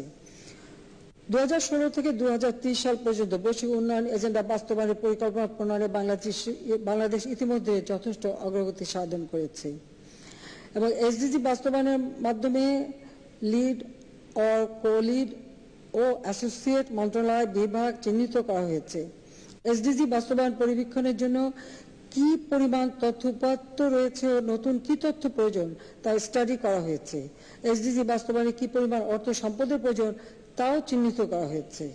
সকল মন্ত্রণালয় বা বিভাগ কর্তৃক এসডিজি বাস্তবায়নের কর্মপরিকল্পনা অ্যাকশন প্ল্যান প্রণয়ন করা হয়েছে। এসডিজি বাস্তবায়নের গুরুত্ব বিবেচনায় প্রধানমন্ত্রীর কার্যালয়ে এসডিজি বিষয়ক মুখ্য সমন্বয়ক পদ সৃজন করা হয়েছে, যা তার নেতৃত্বে সংশ্লিষ্ট সচিবগণকে নিয়ে এসডিজি বাস্তবায়ন পর্যালোচনা কমিটি গঠন করা হয়েছে। এসডিজি বাস্তবায়নের কার্যকর সক্ষমতা অর্জনে মন্ত্রণালয় ভিত্তিক কার্যক্রমের পাশাপাশি প্রধানমন্ত্রীর কার্যালয়ের গভর্নেন্স ইনোভেশন ইউনিট টেকসই উন্নয়ন অভিষ্ট বাস্তবায়নে জনপ্রশাসনের দক্ষতা বৃদ্ধিকরণ শীর্ষক একটি বিশেষ প্রকল্প বাস্তবায়ন করা হচ্ছে। আমরা আমাদের সকল মধ্য দীর্ঘমেয়াদী পরিকল্পনা দলিল এসডিজি লক্ষ্যমাত্রাকে বিবেচনায় নিয়েই প্রণয়ন করেছি। সর্বশেষ গৃহীত অষ্টম পঞ্চবার্ষিকী পরিকল্পনায় এসডিজি লক্ষ্যমাত্রাকে পরিপূর্ণভাবে বিবেচনায় নেওয়া হয়েছে এবং তা বাস্তবায়নের কাজও আমরা শুরু করেছি। এছাড়াও আমার সরকার গঠনের পর দেশের সকল মানুষের মৌলিক অধিকার নিশ্চিত করা সহ সার্বিক উন্নয়নের প্রয়োজনের নিরিখে বিশেষ বিশেষ উদ্যোগ গ্রহণ করেছি। যেমন আমাদের দারিদ্র্য বিমোচন বা আমাদের অর্থনৈতিক কর্মকাণ্ড, এটা শুধু আমরা শহর ভিত্তিক বা রাজধানী ভিত্তিক করিনি। আমাদের লক্ষ্য একেবারে তৃণমূল পর্যায়ে অর্থাৎ গ্রাম ভিত্তিক, সাধারণ গ্রামের একটা প্রত্যন্ত অঞ্চলে পড়ে থাকা একটা মানুষ, তার আর্থসামাজিক উন্নতি যাতে হয় সেদিকে লক্ষ্য রেখেই আমরা আমাদের সকল পরিকল্পনা প্রণয়ন করেছি এবং বাংলাদেশের সকল মানুষ বা পরিবারগুলিকে সম্পৃক্ত করেই আমাদের উন্নয়ন পরিকল্পনা এবং বাস্তবায়ন। আমরা আমাদের ক্ষেত্রটাকে প্রসারিত করেছি একেবারে গ্রাম ভিত্তিক, অর্থাৎ অর্থনৈতিক কর্মকাণ্ড গ্রাম ভিত্তিক হবে, এটাই আমাদের লক্ষ্য। আমরা পল্লী সঞ্চয় ব্যাংক করেছি, আমার বাড়ি আমার খামার, অর্থাৎ প্রতিটি বাড়ি যেন তার উৎপাদনমুখী হয়, নিজের চাহিদা মিটিয়ে যেন বাজারজাত করতে পারে পণ্য, সেই সুযোগ সৃষ্টি করে এক একটি পরিবারকেই আমরা সুযোগ সৃষ্টি করে দিয়েছি যে তার নিজের পায়ে দাঁড়াতে পারে, সচ্ছলতা পেতে পারে। আশ্রয়ণ প্রকল্প, জাতির পিতা বঙ্গবন্ধু স্বাধীনতার পর যে লক্ষ্য স্থির করেছিলেন যে বাংলাদেশে একটি মানুষও ভূমিহীন থাকবে না, সবাইকে ঘর করে দেবেন, কিন্তু দুর্ভাগ্য যে তিনি তো সম্পন্ন করতে পারেননি। কিন্তু সবসময় তিনি একথাই বলতেন যে বাংলাদেশের মানুষ যেন অন্ন পায়, আশ্রয় পায়। তো সেই আশ্রয় পায় তার যে কথা, সেটাকে নির্ভর করে আশ্রয় প্রকল্প, অর্থাৎ বাংলাদেশের প্রতিটি মানুষ যাদের জমি নাই, কোনো ঠিকানা নাই, তাদেরকে ঠিকানায় পৌঁছে দেওয়া, তাদের জন্য ঘর তৈরি করে তাদের কর্মসংস্থানের ব্যবস্থা, ট্রেনিং এবং তাদের কর্মসংস্থানের একটা সুযোগ সৃষ্টি করা, সেটা আমরা বাস্তবায়ন করে যাচ্ছি। বাংলাদেশ আধুনিক প্রযুক্তি জ্ঞান সম্পন্ন বাংলাদেশ যাতে হয়, তার জন্য ডিজিটাল বাংলাদেশ 2008 সালের নির্বাচনী ইস্তাহারে আমরা ঘোষণা দিয়েছিলাম, সেটা আমরা বাস্তবায়ন করেছি। আজকে ডিজিটাল বাংলাদেশ আমরা গড়ে তুলেছি। আমরা শিক্ষা সহায়তা কর্মসূচি, স্বাধীনতার পর যখন কোনো রিজার্ভ মানি নেই, কারেন্সি নোট নাই, সে সময়ও জাতির পিতা বিনা পয়সায় বই দিয়েছেন, ছাত্রদের বৃত্তির ব্যবস্থা করেছেন, এমনকি কাপড় চোপড় পর্যন্ত কিনে দিয়েছেন একেবারে বিশ্ববিদ্যালয় থেকে প্রাথমিক শিক্ষা পর্যন্ত। এবং প্রাথমিক শিক্ষা সম্পূর্ণ তিনি অবৈতনিক করে দেন, নারী শিক্ষা তিনি অবৈতনিক করে দেন। আমরা তারই পদাঙ্ক অনুসরণ করে আমরা শিক্ষার উপর গুরুত্ব দিয়েছি এবং শিক্ষা সহায়তা কর্মসূচি আমরা হাতে নিয়েছি। নারীর ক্ষমতায়নকে সবথেকে গুরুত্ব দিয়েছি, কারণ একটি সমাজে যেখানে অর্ধেক নারী, তাদেরকে অবহেলিত রেখে কোনো সমাজ উঠে দাঁড়াতে পারে না। এবং এটা জাতির পিতারই কথা ছিল যে প্রত্যেকটা নারী যদি অর্থনৈতিকভাবে স্বাবলম্বী হয় তাহলে সমাজে, পরিবারের কাছে তার একটা মূল্য থাকে। এবং তিনি সোজা বাংলা ভাষায় বলতেন আমাদেরকে যে 10টা টাকা কামাই করে আঁচলে বেঁধে যখন সে ঘরে আসে তখন তার পরিবারের উপর কর্তৃত্ব থাকে এবং সে কথা বলার মতো যোগ্যতা অর্জন করতে পারে, অর্থাৎ তার একটা ক্ষমতা সে ফিরে পায়। কাজে নারী ক্ষমতায়নকে আমরা সব থেকে গুরুত্ব দিয়েছি। আমি 96 সালে যখন সরকার গঠন করেছি আমি দেখেছি আমাদের দেশে একটা নারীও সচিব পর্যায়ে কোনোদিন প্রমোশন পায়নি। আমাদের উচ্চ আদালত, হাইকোর্টে একজন নারীও জজ হতে পারেনি। আমাদের বিভিন্ন ক্ষেত্রে, এমনকি পুলিশ বিভাগে কোনো নারী ছিল না। আমাদের সেনাবাহিনী, নৌবাহিনী, বিমান বাহিনী, আমাদের বর্ডার গার্ড, কোথাও নারীদের কোনো স্থানই ছিল না।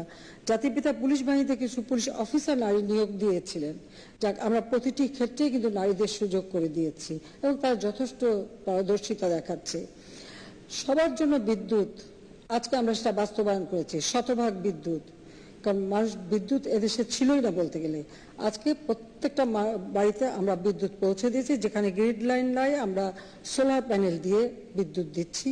সাবমেরিন কেবল দিয়ে দ্বীপাঞ্চলগুলিতে আমরা বিদ্যুৎ পৌঁছে দিচ্ছি, বিদ্যুৎ উৎপাদন এবং বিদ্যুৎ সরবরাহ। কারণ বিদ্যুৎ একটা জায়গায় পৌঁছালে সেখানে অর্থনৈতিক কর্মকাণ্ডটাই কিন্তু বৃদ্ধি পায়, সেই ব্যবস্থাটা আমি নিয়েছি। জাতির পিতা চেয়েছিলেন যে তৃণমূল মানুষ চিকিৎসা সেবা পাবে, তাই তিনি প্রত্যেক ইউনিয়নে 10 বেডে হাসপাতাল করা এবং চিকিৎসা ব্যবস্থা করতে চেয়েছিলেন। সেটাও অধুরা থেকে যায়। আমি কমিউনিটি ক্লিনিক নির্মাণ করে প্রাথমিক চিকিৎসাটা তৃণমূল পর্যায়ে মানুষের কাছে পৌঁছে দেওয়ার ব্যবস্থা নিয়েছি, যার ফলে আজকে মানুষ সেখান থেকে বিনা পয়সায় 30 প্রকার ঔষধ পাচ্ছে এবং চিকিৎসা প্রাথমিকভাবে চিকিৎসাটা পাচ্ছে। এরপর উন্নত চিকিৎসার জন্য উপজেলা হাসপাতাল, তারপর জেলা হাসপাতাল বা বিশেষায়িত চিকিৎসার ব্যবস্থা আমরা সেটা করে দিচ্ছি। আমাদের শিশুদের মানসিক বিকাশ এবং শিশুদের নিরাপত্তা, তাদের শিক্ষা, তাদের স্বাস্থ্য, পুষ্টি ব্যবস্থা সব আমরা করে যাচ্ছি। প্রথম লক্ষ্য ছিল আগে খাদ্য নিরাপত্তা নিশ্চিত করা, এরপরে হচ্ছে এখন আমাদের পুষ্টি নিশ্চিত করা এবং সুষম খাদ্য যেন দেশের মানুষ পায় সেই ব্যবস্থা করা। আমরা সেই লক্ষ্য নিয়ে কাজ করে যাচ্ছি এবং যথেষ্ট আমরা সাফল্য অর্জন করেছি। আমাদের দেশের কিছু অবহেলিত মানুষ, যেমন মা বোনেরা, কেউ স্বামী পরিত্যক্তা বা স্বামী নিগৃহীতা অথবা বয়স্ক, সেটা নারী পুরুষ, তাদের সকলের জন্য আমরা সামাজিক নিরাপত্তা কর্মসূচি বাস্তবায়ন শুরু করেছি। আমরা এমনভাবে সহযোগিতাটা করি যেন মানুষ যেন কর্মবিমুখ না হয়, সে অভুক্ত থাকবে না, তার জীবন জীবিকার ব্যবস্থা হবে, কিন্তু সাথে সাথে সে কাজও করে অর্থ উপার্জন করতে পারবে। সেইভাবে আমরা সামাজিক নিরাপত্তা সরাসরি তাদের আর্থিক সহায়তা দিয়ে থাকি। প্রতিবন্ধী বা অটিস্টিক তাদের জন্য আমরা আর্থিক সহায়তা দিই এবং তাদের ভাতা দিই। এই বয়স্ক ভাতা, বিধবা ভাতা এবং প্রতিবন্ধী ভাতা বা আমাদের দুস্থ মুক্তিযোদ্ধাদের ভাতা আমরা ব্যবস্থা করেছি। আমরা সবসময় পরিবেশ সুরক্ষায় সচেতন। এটা আমাদের দল বাংলাদেশ আওয়ামী লীগ, আমরা যখন ক্ষমতায়ও ছিলাম না, সেই 1984-85 সাল থেকেই আমাদের দলের একটা কর্মসূচি আমরা বাস্তবায়ন করতাম যে প্রতি বছর 15 জুন অর্থাৎ পহেলা আষাঢ় থেকে আমাদের দলের নেতাকর্মীরা 3টা করে বৃক্ষরোপণ করবে এবং এর জন্য আমাদের কৃষি বিষয়ক যে সংগঠন রয়েছে, কৃষক লীগ, তাদের উপরে দায়িত্ব এটা বাস্তবায়ন করা এবং আমরা করে যাচ্ছি। কাজে সরকার আসার পর আমরা পরিবেশ সুরক্ষা এবং বিনিয়োগ বিকাশে বিশেষভাবে গুরুত্ব দিয়েছি। আমাদের প্রত্যেকটা পরিকল্পনা আমরা যখন গ্রহণ করি সেখানে পরিবেশ যেন সুরক্ষিত থাকে সেদিকে আমরা লক্ষ্য রাখি, যে কারণে আমরা 100টা অর্থনৈতিক অঞ্চল করে দিচ্ছি যে যত্রতত্র ইন্ডাস্ট্রি করে আমাদের পরিবেশ দূষণ করতে না পারে, সেদিকে লক্ষ্য রেখে এবং বিনিয়োগ আকর্ষণ করা এটাও আমাদের লক্ষ্য। তার উপর চাষোপযোগী ভূমি রক্ষা করা এটাও আমাদের লক্ষ্য। সেই লক্ষ্য নিয়ে আমরা তা বাস্তবায়ন করে যাচ্ছি। এ ধরনের বিভিন্ন উদ্যোগ আমরা হাতে নিয়েছি, যার সুফলটা দেশের মানুষ পাচ্ছে। আমরা সুপেয় পানির ব্যবস্থা এবং উপরিস্থ পানি ব্যবহার করে সুপেয় পানি সরবরাহ করা, পাইপ লাইনের মাধ্যমে পানি সরবরাহ করা এবং সেই সাথে সাথে স্যানিটারি ল্যাট্রিন, আমাদের স্থানীয়ভাবে প্রস্তুত করা সেন্ট্রাল ল্যাট্রিন এখন প্রায় আমরা শতভাগ দিয়েছি, হয়তো খুব উন্নত মানের এখনো দিতে পারিনি বা 5 স্টার স্টাইলে দিতে পারিনি, কিন্তু মোটামুটি স্বাস্থ্যসম্মত স্যানিটেশন ব্যবস্থা আমরা করতে পেরেছি। বর্জ্য ব্যবস্থাপনায় আমরা এখন থেকে উদ্যোগ নিয়েছি, একেবারে ইউনিয়ন পর্যায় পর্যন্ত যাতে বর্জ্য ব্যবস্থাপনা হয় সেদিকে আমরা বিশেষ দৃষ্টি দিয়েছি। অর্থাৎ দেশটাকে সুন্দরভাবে গড়ে তোলা, এটাই আমাদের লক্ষ্য। সেই সাথে যোগাযোগ, একদিকে যেমন তথ্য প্রযুক্তি, বাংলাদেশে কিন্তু 96 সালে কোনো টেলিফোন ডিজিটাল ছিল না। আওয়ামী লীগ সরকার আসার পর আমরা ডিজিটাল টেলিফোন প্রবর্তন করি। মোবাইল ফোন কেউ ব্যবহারই করতে পারতো না, সেই মোবাইল প্রত্যেকটা মানুষের হাতে হাতে আমরা পৌঁছে দিয়েছি। স্যাটেলাইট 1 আমরা উৎক্ষেপণ করেছি। আধুনিক বিজ্ঞান প্রযুক্তিতে আমাদের ছেলেমেয়েরা যাতে শিক্ষা গ্রহণ করে সে বিষয়ে উৎসাহ দেওয়া এবং যথাযথ পদক্ষেপ আমরা নিয়েছি। তার ফলে আজকে আমাদের যে উন্নয়নটা, সেই উন্নয়নটা শুধু একটা জায়গায় সীমাবদ্ধ না, এটা সমগ্র বাংলাদেশ ব্যাপী। কারণ এটাই আমাদের লক্ষ্য। কারণ আমাদের ছোট আমি বলবো ভৌগোলিক সীমা রেখার মধ্যে আমরা ছোট, কিন্তু জনসংখ্যার দিক থেকে আমরা অনেক বড়। কাজে এই বৃহৎ জনসংখ্যা, এই জনগোষ্ঠীকে একটা উন্নত জীবন দেওয়া, এটাই আমাদের লক্ষ্য। সেই লক্ষ্য নিয়েই আমরা কাজ করে যাচ্ছি। ক্লাইমেট ভালনারেবল ফোরামের চেয়ার হিসেবে Bangladesh Mujib climate prosperity plan এর খসড়া প্রণয়ন করেছে, যার গল্প হলো জ্বালানি খাতে স্বনির্ভরতা অর্জন এবং বাংলাদেশে পরিকল্পিত অগ্রযাত্রাকে সমৃদ্ধির দিকে নিয়ে যাওয়া। কার্বন পদচিহ্ন হ্রাস করার প্রতিশ্রুতিতে আমরা ইতিমধ্যে $12 বিলিয়ন বিদেশি বিনিয়োগের 10টি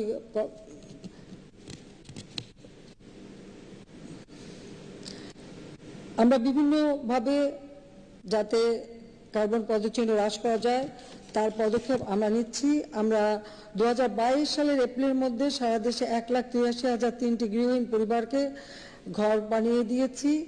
এছাড়া কক্সবাজারে 640 জলবায়ু উদ্বাস্তু পরিবারকে নতুন বাড়ি করে দিয়েছি, যেটা আমরা প্রায় 4,409টি পরিবারকে আমরা এই গৃহ নির্মাণ করে দেব।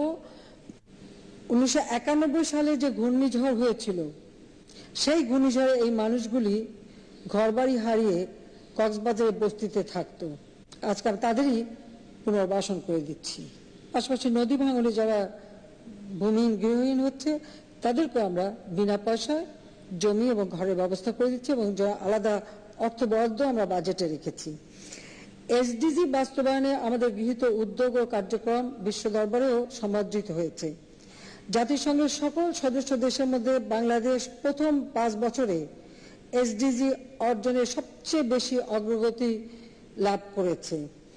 সাস্টেইনেবল ডেভেলপমেন্ট সলিউশন নেটওয়ার্ক আমাদেরকে এসডিজি প্রগ্রেস অ্যাওয়ার্ডে বাংলাদেশকে ভূষিত করেছে। সম্মানিত অতিথিবৃন্দ, বাংলাদেশ এসডিজিকে কেবল একটি বৈশ্বিক উন্নয়ন ধারণা হিসেবে গ্রহণ করেনি, বরং বৈশ্বিক এই লক্ষ্যমাত্রাকে দেশের বাস্তবতা বিবেচনায় নিজের উপযোগী করে প্রণয়ন করার কার্যক্রমও শুরু করেছে, যা এসডিজি স্থানীয়করণ অর্থাৎ এসডিজি লোকালাইজেশন নামে পরিচিতি লাভ করেছে। এই কার্যক্রমের আওতায় 17টি অভিষ্ট হতে 39টি সূচককে বাংলাদেশের জন্য এসডিজি অগ্রাধিকার ক্ষেত্র হিসেবে চিহ্নিত করা হয়েছে। সে সঙ্গে প্রতিটি জেলা এবং উপজেলার বাস্তবতা বিবেচনায় একটি করে অতিরিক্ত সূচক নির্ধারণ করা হয়েছে। আশা করা যায় এই অগ্রাধিকার তালিকা অনুযায়ী জেলা, উপজেলা এবং স্থানীয় পর্যায়ের সকল সরকারি দপ্তরে দ্রুততা ও সফলতার সঙ্গে এসডিজি পরিবীক্ষণ এবং বাস্তবায়ন সম্ভব হবে এবং দেশের চলমান উন্নয়নের গতি ত্বরান্বিত হবে। সুধীমণ্ডলী, টেকসই উন্নয়ন অভিষ্ট অর্জনের পথে আমরা 7 বছর অতিক্রম করেছি। এই 2 বছর কোভিড-19 বৈশ্বিক মহামারীর কারণে এসডিজি বাস্তবায়নের গতি কিছুটা মন্থর হয়েছে। তবে আমরা আমাদের সামর্থ্যের সর্বোচ্চ ব্যবহার করে লক্ষ্য অর্জনে কাজ করে যাচ্ছি এবং যাব, এবং আমরা অর্জনও করতে পারবো বিশ্বাস করি। আমাদের সরকারের পক্ষ থেকে সময়োচিত প্রণোদনা প্যাকেজ ও যথাযথ নীতি সহায়তা প্রদানের কারণে অর্থনীতি আবারও ইতিবাচক ধারায় ফিরে আসছে নির্দিষ্ট সময় এসডিজির পথ পরিক্রমা নিশ্চিত করা কঠিন, তবে আমি বিশ্বাস করি সঠিক ও উদ্ভাবনী পরিকল্পনা এবং কার্যকর পরিবীক্ষণ ব্যবস্থার মাধ্যমে লক্ষ্য অর্জন করা সম্ভব। এ প্রেক্ষাপটে এসডিজি ইমপ্লিমেন্টেশন রিভিউ কনফারেন্স 2022 অত্যন্ত তাৎপর্যপূর্ণ, কারণ বিশ্বের বর্তমান পরিস্থিতি বিবেচনা করে আমাদেরকে এটা পর্যালোচনা করা দরকার। কোন কোন ক্ষেত্রে আমরা সবথেকে বেশি গুরুত্ব দেব সেগুলিও নির্দিষ্ট করা দরকার, এবং যেগুলো আমরা ইতিমধ্যে অর্জন করেছি সেগুলিকে ধরে রাখা, এবং আগামীতে আমরা কি কি বিষয়টা অর্জন করব, কারণ এখনকার প্রেক্ষিত যথেষ্ট পরিবর্তন হয়ে গেছে। সারা বিশ্বব্যাপী একটা অর্থনৈতিক মন্দা দেখা দিচ্ছে, এমনকি একটা খাদ্যের অভাবও দেখা দিচ্ছে। সেই ক্ষেত্রে আমাদের দেশে যেহেতু আমাদের জমি আছে, মানুষ আছে, আমি ইতিমধ্যে নির্দেশ দিয়েছি যে আমাদের 1 ইঞ্চি জমি অনাবাদি থাকবে না। আমি আমার দেশের মানুষকে এটা বলবো যে প্রত্যেকে যার যার যতটুকু সামর্থ্য আছে নিজের খাদ্য উৎপাদন করা, নিজের খাদ্য সাশ্রয় করা এবং নিজের খাদ্যকে ব্যবহার করা, বা আমাদের যা আছে সবগুলি ব্যবহার করার ক্ষেত্রে সবাই একটু সাশ্রয়ী হতে হবে। আমাদের পানি ব্যবহারে, আমাদের বিদ্যুৎ ব্যবহারে, আমাদের খাদ্যশস্য ব্যবহারে, প্রতিটি ক্ষেত্রে সবাইকে সাশ্রয়ী হতে হবে। কারণ আমরা জানি কোভিড-19 এবং রাশিয়া ইউক্রেন যুদ্ধ, এর ফলে সারা বিশ্বব্যাপী যে অর্থনৈতিক মন্দা দেখা দিয়েছে বা এর একটা ধাক্কা সব ক্ষেত্রে যে দেখা যাচ্ছে, যে যার ফলে মানুষের অনেক কষ্ট হবে, কাজে সেটা যেন আমাদের দেশে না হয় সেজন্য আমাদের দেশের মানুষকে, প্রতিটি মানুষ, প্রতিটি পরিবার সবাইকে এ ব্যাপারে সচেতন হতে হবে। আর আমাদের যে এসডিজি ইমপ্লিমেন্টেশনে আমরা যে পর্যালোচনা করব সেখানেও ক্ষেত্রগুলো সুনির্দিষ্টভাবে আমাদের নিতে হবে।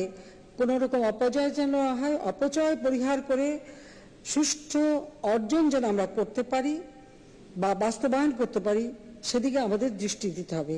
সেই ক্ষেত্রে যে সমস্ত পদক্ষেপগুলি আমাদের আশু করণীয় বা এই মুহূর্তে করতে হবে সেগুলি যেমন চিহ্নিত করতে হবে, বা যেগুলি হয়তো এখনই প্রয়োজন নয়, একটু দীর্ঘ মেয়াদী, সেগুলো আমাদের বেছে নিতে হবে, এবং সেভাবেই যদি পরিকল্পিতভাবে আমরা এগোতে পারি তা আমি মনে করি যে আমরা অভীষ্ট লক্ষ্যে পৌঁছাতে পারবো।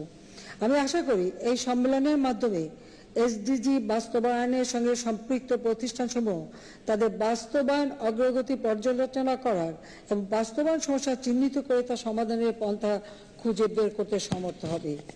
আমাদের উন্নয়নে সরকারের পাশাপাশি উন্নয়ন সহযোগী সংস্থাসমূহ, এনজিও এবং সমাজের বিভিন্ন স্তরে প্রতিনিধিত্বকারী ব্যক্তিবর্গ সমানভাবে অংশীদার। এই সম্মেলনে সকলের অংশগ্রহণ বাংলাদেশের ভবিষ্যৎ অগ্রযাত্রাকে আরো বেগবান করবে বলে আমি বিশ্বাস করি। বাংলাদেশের অর্থনীতির চাকাকে সচল রাখতে বেসরকারি খাত গুরুত্বপূর্ণ ভূমিকা পালন করেছে। আমি 1996 সালে এসে সকল খাতগুলিকে বেসরকারিভাবে খাতে আমি উন্মুক্ত করে দিয়েছিলাম, এবং বেসরকারি খাত যাতে আরো কার্যকর পদক্ষেপ নিতে পারে সেই সুযোগটা আমি সৃষ্টি করে দিয়েছিলাম। সরকারের পাশাপাশি সেজন্য বেসরকারি খাতেরও বিরাট একটা দায়িত্ব রয়েছে দেশের উন্নয়নের ক্ষেত্রে। আমরা যেমন ঘরে ঘরে বিদ্যুৎ পৌঁছে দিয়েছি, আমরা বিভিন্ন মেগা প্রকল্পগুলো বাস্তবায়ন করে যাচ্ছি, এবং এর সুফলটা কিন্তু দেশের মানুষ পাবে। অনেকেই হয়তো এখন সমালোচনা করেন এটা করা হচ্ছে কেন, বা পরমাণু বিদ্যুৎ কেন করা হলো, এত টাকা খরচ হয়েছে, খরচের দিকটা অনেকে শুধু দেখেন, কিন্তু এই খরচের মধ্য দিয়ে দেশের জনগণ যে কত লাভবান হবে এবং আমাদের অর্থনীতিতে কতটা অবদান রাখবে, আমাদের উন্নয়ন গতিশীল হবে, মানুষের জীবন পরিবর্তন হবে, সেটা বোধহয় তারা বিবেচনা করেন না। এটা হচ্ছে খুব দুঃখজনক। আমাদের যোগাযোগ ব্যবস্থা, নদীমাতৃক বাংলাদেশ, সেখানে যোগাযোগ ব্যবস্থার উন্নয়নটা একান্তভাবে অপরিহার্য। যোগাযোগ যত দ্রুত বৃদ্ধি পাবে, মানুষের পণ্য পরিবহন বৃদ্ধি পাবে, মানুষের যাতায়াত বৃদ্ধি পাবে, অর্থনীতি সচল হবে, একেবারে তৃণমূল পর্যায়ে যে উৎপাদিত পণ্য তা বাজারজাত করা সহজ হবে, যেটা আমাদের অর্থনীতিকে আরো গতিশীল করবে, দারিদ্র্য বিমোচনে এবং অর্থনৈতিক উন্নয়নে আমাদের তৃণমূলের মানুষ সব থেকে বেশি লাভবান হবে। অবশ্য ঢাকায় বসে অনেকেই মানে সমালোচনা করেন, তাদেরকে আমার অনুরোধ থাকবে সারা বাংলাদেশটা আপনারা একটু ঘুরে দেখুন, পরিবর্তনটা কোথায় এসেছে, কতটুকু এসেছে সেটা বোধহয় সকলে একটু গ্রাম পর্যায়ে যদি একটু যোগাযোগ করলে সেটা জানতে পারবেন। শুধু এই রাজধানীতে বসে, আর আমি তো টেলিভিশন উন্মুক্ত করে দিয়েছি, আগে তো আমাদের একটা টেলিভিশন ছিল বিটিভি।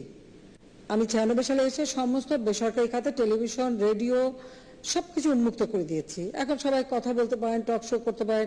অবশ্য আমি জানি যে অনেক কথা বলার পরে বলবেন আমাদের কথা বলতে দেয়া হয় না, কিন্তু যখন টক শোতে কথা বলেন কেউ তো আপনাদের মুখ চেপেও ধরেনি বা গলা টিপেও ধরেনি, সবাই যার যার ইচ্ছা মতো বলতে পারেন। তো সবাইকে আমি বলবো আগে বাংলাদেশটা একটু ঘুরে আসেন, গ্রাম পর্যায়ে যান, সেখানে মানুষ কি অবস্থা আছে একটু দেখে এসে তারপর কথা বললে আপনারা হয়তো জানতে পারবেন। আমাদের দেশের কৃষক, আমাদের দেশের শ্রমিক, আমাদের দেশের খেটে খাওয়া মানুষ, এই খেটে খাওয়া মানুষ তাদের ভাগ্য পরিবর্তন করাই তো আমার লক্ষ্য। ওই কৃষক, শ্রমিক, মেহনতি মানুষ তাদের ভাগ্য পরিবর্তন করে তাদের একটি উন্নত জীবন দেবে, সেটাই আমাদের লক্ষ্য। এসডিজিতে যে সমস্ত বিষয়গুলি রয়েছে যেগুলো আমাদের জন্য প্রযোজ্য, আমরা তা বাস্তবায়ন করে যাচ্ছি এবং বাস্তবায়ন করে যাব। কাজে এই সমস্ত প্রকল্পগুলি যখন সম্পন্ন হবে এবং মানুষ এর শুভ ফল যখন ভোগ করবে, তখন এদেশের অর্থনীতির চাকা আরো উন্নত হবে, সচল হবে, দারিদ্র্য বিমোচন হবে, আমরা দেশের মানুষের সার্বিক উন্নতি করতে পারবো। যাক, আমি এই সম্মেলনকে সাধুবাদ জানাই, এটা অত্যন্ত সময়োপযোগী এবং আমি মনে করি যে আমাদের দেশে সরকারি বেসরকারি খাত সকলেই যারা কাজ করবেন তাদেরও অনেক সহজ হবে কাজ করা, এবং সরকারের পক্ষ থেকে আমরা সব ধরনের সহযোগিতা দিয়ে যাচ্ছি এবং দিয়ে যাব। এসডিজি বাস্তবায়নে আমরা নীতি সহায়তা ও অর্থের যোগান অব্যাহত রাখবো, তবে অর্থের সর্বোত্তম ব্যবহার এবং অপচয় রোধ নিশ্চিত করতে হবে। সেই সঙ্গে আন্তর্জাতিক প্রতিশ্রুতি যথাযথভাবে বাস্তবায়নের লক্ষ্যে কার্যকর উদ্যোগ গ্রহণ করতে হবে। আমি বিশ্বাস করি আমরা সকলে মিলে একসঙ্গে কাজ করলে 2030-এর আগেই আমরা আমাদের নির্ধারিত লক্ষ্য অর্জন করতে সক্ষম হব।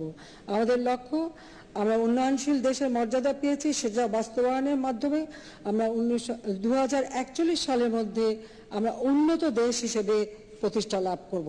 সেই লক্ষ্য অর্জন করবার জন্যই সবাইকে আমি আহ্বান জানাই। বাংলাদেশ ক্ষুধা দারিদ্র্যমুক্ত উন্নত সমৃদ্ধ সোনার বাংলাদেশ হিসেবে গড়ে তুলবে জাতির পিতার স্বপ্ন আমরা বাস্তবায়ন করব ইনশাআল্লাহ।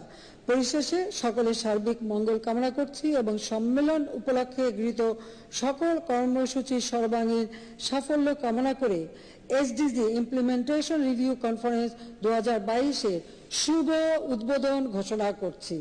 জয় বাংলা, জয় বঙ্গবন্ধু, বাংলাদেশ চিরজীবী হোক। মাননীয় প্রধানমন্ত্রী, আপনাকে আন্তরিক ধন্যবাদ ও গভীর কৃতজ্ঞতা। সম্মানিত সুধীজন, অনুষ্ঠানের এ পর্যায়ে এসডিজি সংক্রান্ত প্রকাশনা, revised mapping of ministries, divisions and custodians partner agencies for SDG implementation in Bangladesher মোড়ক উন্মোচন.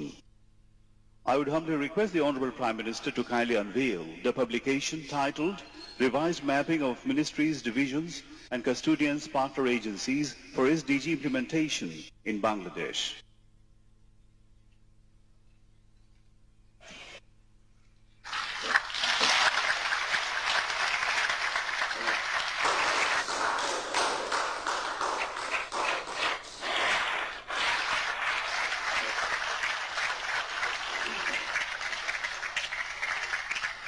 মাননীয় প্রধানমন্ত্রী, আপনাকে আরো একবার আন্তরিক ধন্যবাদ ও কৃতজ্ঞতা।